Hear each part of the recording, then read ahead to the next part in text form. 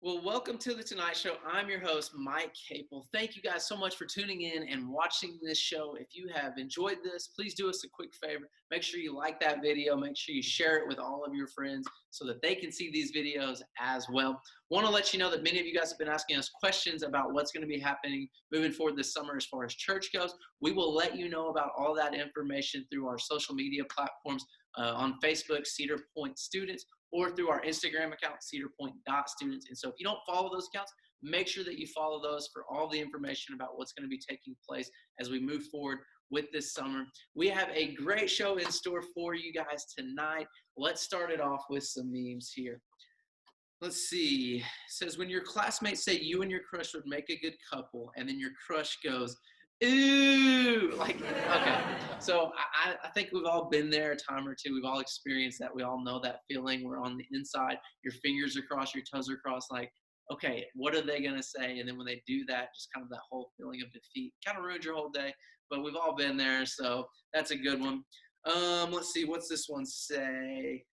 Okay, there are a lot of you that are probably exactly like this. It says, me starting drama in a group chat and never responding again. Come on, if that's you, make sure you let us know about it. We'd love to hear if that is you.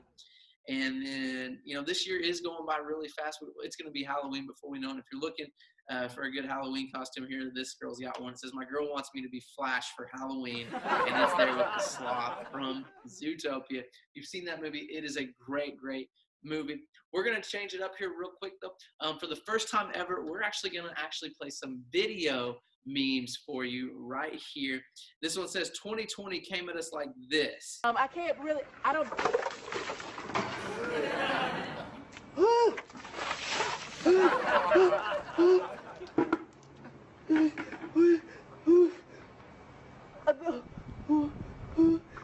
And you can see there, it just keeps coming, right? I mean, 2020 has been a tough year for so many of us, and so it's just going to keep coming at us.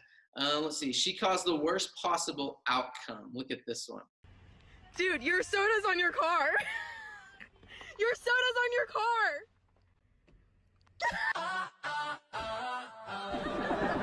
Oh no, all that just drink pouring all over. That would be terrible. I'd hate for anybody to be in that situation. And then she tried to help her out, How about this one? Her look of shock at the end. Ready?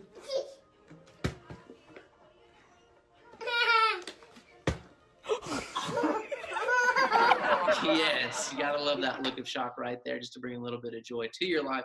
Just keep watching that video again if you ever need a good laugh or something to smile about. And then lastly, we know that it is summertime, that many of you guys are planning on going to the lake and just getting out on the water and having a lot of fun with your friends right there. So please, please don't be like this lady right here.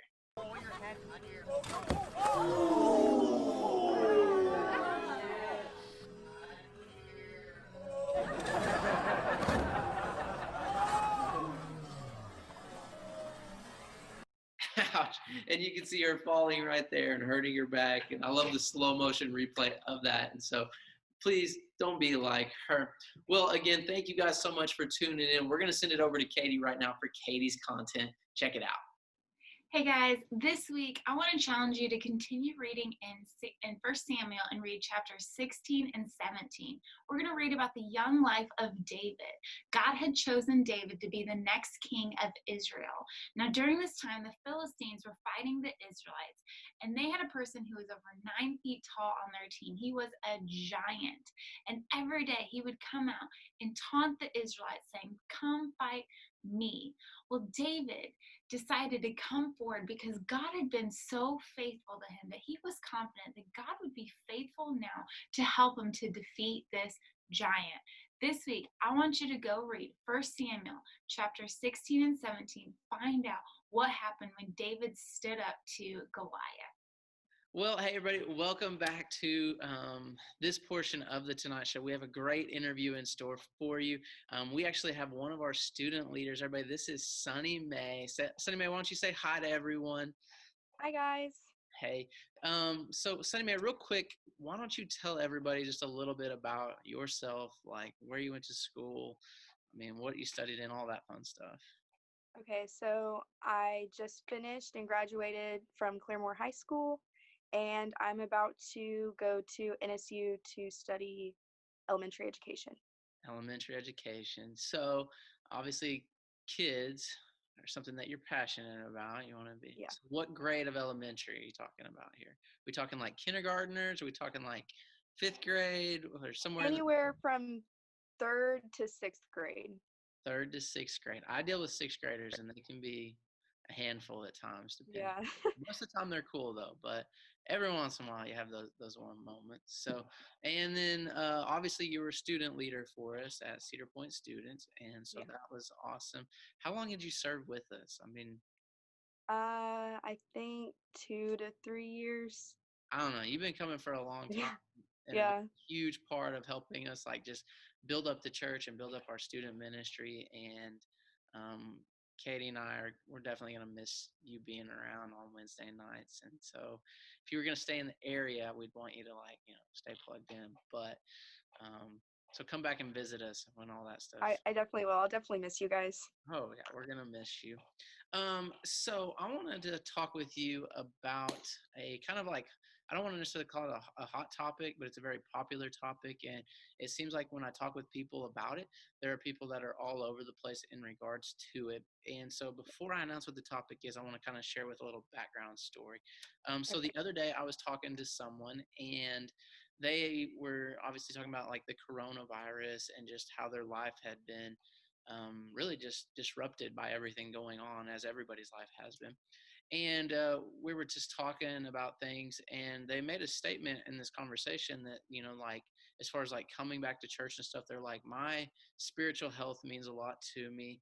It's just as important to me as my physical health is as well. And same thing with like my mental health. And this person had shared, just basically, that not getting to see everybody or being hidden behind a mask has not necessarily impacted them in a negative way, but it's just kind of somewhat has messed with their mind just a little bit. And I think that's true of all of us. And so I want to talk with you, Sunny Mae, about mental health, because I know that that's something that you're passionate about through our conversations and everything. And so real quick, why don't you just kind of maybe share a little bit of your story with everybody about why mental health is something that you're so passionate about? Okay, so my mental health story starts in 8th grade. I was going through a lot and I didn't really tell anyone because I didn't understand how I was feeling and it's hard to describe. So I went through cycles of hyperactivity and also isolation, as well as being like crabby, on edge, and jumpy. Crabby, huh? Yeah, crabby. And it really affected my grades at school. But finally, when I did tell my mom, and was more open about it because it is such a hot topic, she took me to the doctor, and I was diagnosed with manic depression, ADHD, and insomnia. So that was all in eighth grade, or was eighth grade when the whole stuff started? And so, like, when were you officially I diagnosed with was things? I was officially diagnosed freshman year. Freshman year. So you dealt with all that for like a pretty much a whole year, just starting Yeah, off with, right? And yeah, one of the things that I really want to commend you for in that is because as a high school student, as a middle school student, there are things that everybody's going through, and mental health is extremely, extremely important. And one of the things that I love about that what you said right there as part of your story was the fact that you opened up to somebody and you began to have an ongoing conversation about that. And that first person like was your mom. And then from there, it led to, I'm sure it was an ongoing conversation. yeah, And with that, then that led to going to the doctor and, getting, I'm assuming medication and things like that you've had to continue to take. And I think that is so huge for other students to understand. And yeah. so can you kind of just give them a little bit of courage if there's a student watching this right now, a little bit of encouragement about being brave and opening up and being honest with not just anybody, but someone that you can really trust, like a parent. Yeah, so even if it is hard to describe, your parents can really can tell that there's something wrong with you, even if you're not telling them what's wrong. So there were a lot of conversations that led up to that point with my mom where she was like, "Are you okay? Like, what is going on with you right now?" And I was just like, Yeah. "I'm fine. I'm fine." And then it progressed from there, and I ended up feeling very comfortable with her. But there are some people I know that don't have that relationship or don't want to talk to their parents. And even if you don't understand why you're feeling a certain way, it's still good for you to talk about it and like release that. Right. So who are some other people that you would say maybe let's just say you are a teenager and maybe you do struggle talking with your mom or your dad or you're uncomfortable doing that, or maybe they've damaged your trust at this point and so you're uncomfortable talking with them. Who are some other people that a teenager could go to and talk with? I talked to friends that I really trusted, and even if they didn't give me like maybe good sound advice, there were also other adults that I talked to. I talked to my aunt about it Hmm. because I know that she has some history with that and she can really relate to me in that way. So that was another person that I talked to. Those people. Yeah. So you had a group of people around you. And then obviously, like because of my job as the youth pastor, like I just want everybody to know like youth pastors are people you could talk to, youth leaders, teachers, coaches, the counselors. I mean, those are all definitely other people that people can go to. And Yeah. the reason I wanted to bring it up for multiple people is because that actually falls in line with like God's word about using wisdom. As a matter of fact, it says this in Proverbs chapter 11 and verse 14, that without wise leadership, a nation falls. And then it goes on to say, there is safety in having many advisors, meaning this, that you first have to open up and have that conversation. And that the more people that you talk with, that you have that trust and that are going to steer your life in the right direction. If they're all kind of coming back to you and giving you the same kind of like leading and guiding, like, hey, we don't need to do this, or maybe we need to go talk to somebody else about this, or we're here for it, like that can help steer your life in that right direction and bring you that safety, which is what I think every parent, which is what every youth pastor, youth leader, friends, like whenever that people are opening up and sharing their opinion, typically it's because they care about you and they want to see you get the help that you need. They want to see you be kept safe in those areas. And so I definitely think like that's super important. I did want to like bring up, I had a couple other questions for you though, Sunny May, because you said this all started in like 8th grade and this has been something that, um, obviously as a teenager from 8th grade all the way up till graduation year, there's been a lot of seasons and different situations that you yourself have been in.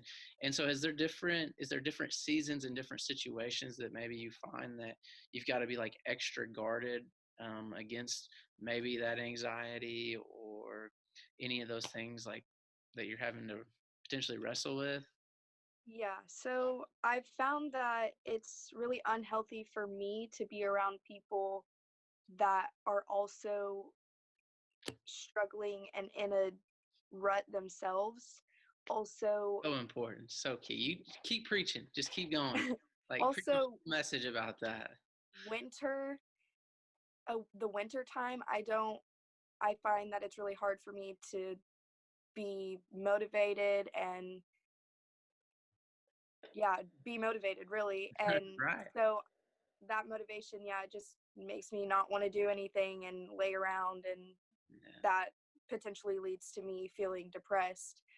And so, yeah, and then also the coronavirus also kind of affected me in a way that I didn't have motivation to do anything and I felt kind of isolated from everybody. And so, yeah, that affected me negatively. Right. So with that, like obviously, I think you hit it. There's a lot of good stuff you just shared right there. Like you could preach a whole message about not hanging around the right people and how they can Yeah. impact you. So I think that's something that I want to just point out to everybody is like, there are certain people that you can get around that are going to impact you. There are different seasons, like you mentioned winter and even the season with the coronavirus. There's those seasonal aspects and those situational aspects that can cause us to wrestle with, you know, Yeah, for issues sure. like this. And so for people in those in those seasons that are dealing with them. That's why it's so important to have that good core group of people that you can talk with right in that season to Yeah. help you, and to encourage you to like continue to be brave. And so with that, like, I think one of the biggest things like I've seen that young people deal with as well is that maybe because it is a seasonal thing, that they get on the upswing of it, and then all of a sudden they're like, hey, you know what? I'm good now. I don't need that same support system in my life, so I don't have to talk to that person anymore. Or maybe they've stopped like taking even like the doctor's advice through their pills. You're shaking your head yes there, so I think you've got like a little background story there or something. So Yeah. what would you say about those things that I'm kind of just bringing up right there? So, before the coronavirus started happening, and I had just got let out as we had just got out for spring break, I stopped taking my medication actually. And so I think that also kind of affected me and made it more of a negative thing. Hmm. And I couldn't really see the positives in any of this that's going on. And once I started retaking my medicine, and my mom was like, yeah, you were acting different. That's not good for you to not take your medicine. I realized that there is positives to this season, and it only is for a season. And so, yeah. Right. So with that, like, I'm just really proud of you, like, because of the fact, like, you realized you had that self-awareness to be like, you know what, I shouldn't stop taking this just because I am maybe doing good. Um, and then you also had that awareness to say, you know what, like, I'm not going to stop talking to my mom about this. I'm going to have that ongoing conversation. And it's so funny, in the book of Second John, the writer John is actually encouraging a group of people, and it's funny because he's talking to them about like loving other people. And here's what he says in verse 8. He says, watch out that you do not lose what we have worked so hard to achieve. Be diligent so that you will receive your full reward. And I love that right there, because basically he's encouraging people like, you've made so much progress, like, don't stop in that area. Like, keep moving forward with it. And I love the fact that you've allowed yourself to keep engaging with your parents, keep engaging with obviously the doctors, because everybody's body changes. And so I'm sure there's been times where your medicine has had to been like, dosage has had to been Yeah. adjusted for different seasons and things like that. And I just love that fact that like you didn't stop, and because you didn't stop, like, you're in a good place now. Yeah. And I'm just so proud of you for that. And um, you know, I just I'm just proud of you, and I know so many people are. And I just love you to death. But anyway, is there anything else that maybe, again, think about the people that are watching this, maybe they're a middle school student, a high school student, that you'd want to like maybe just encourage them with, maybe a Bible verse about mental health, or maybe they're struggling with taking medicine or having that conversation? What's something that you can just encourage them with um, right now? So I have a verse. It's Ecclesiastes 3:1. And it says that there is a time for everything and a season for every activity under the heavens. Awesome. So what's that mean to you in regards to mental health?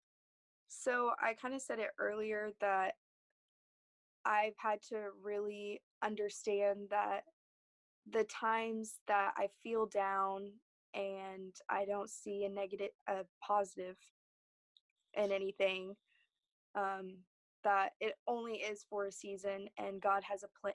God still has a plan for me, Right. regardless of how I'm feeling. Awesome. I love it. I love that fact that, just going back to the truth of God's word in that moment of uncertainty and saying, hey, you know what? God's got a plan for me. And here's the other thing that I believe too, Sonny May, is like, just for this season, maybe you do have to, take medicine for it, or you have to engage in those conversations. But as you just pointed out right there, everything is for a season. And maybe taking that medication or having those difficult conversations is what you need to do so that you can keep taking those steps so that you can become healed of that. Because I believe God wants to heal you and Yeah. everybody else that's dealing with those things, because quite honestly, like, we there's a loving God out there that you and I have that relationship with, and we know that he doesn't want us to have to deal with those things. And it's just a process. It's part of your season right now. And I just want to encourage any other students that are dealing with that to know that it's just for this season. It's going to get better. And you need to do what you need to do, though, in this season so that you can be the best version of yourself, whether that's having that conversation, maybe continuing to take that medicine, or reaching out to somebody else and starting to have that conversation. Wouldn't you agree? Yes. Anything else that you would encourage them with? I don't think so. I Don't think so? think that's it. All right. Well, that brings us to this point in the Tonight Show episode. It is time for Mike's Wheel of Misfortune. And so for those of you that missed last week, here's what we're going to do right now. We're going to flash back to Katy when she took over the show, and she had Katy's Wheel of Kindness. And so Sage Morgan had to go and deliver and make somebody a cake. And so let's take a quick photo, or look at the photo of her delivering that cake right here. Check it out.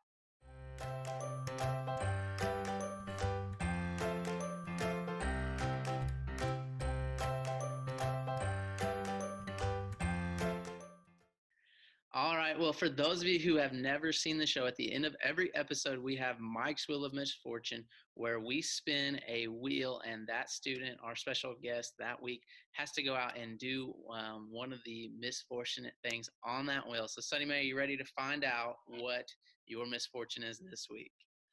Nervous, but let's go. All right. Let's see what it is. Here we go. It says...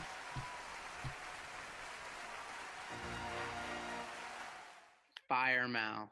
So what you're going to have to do is you're going to have to go get a hot pepper and eat it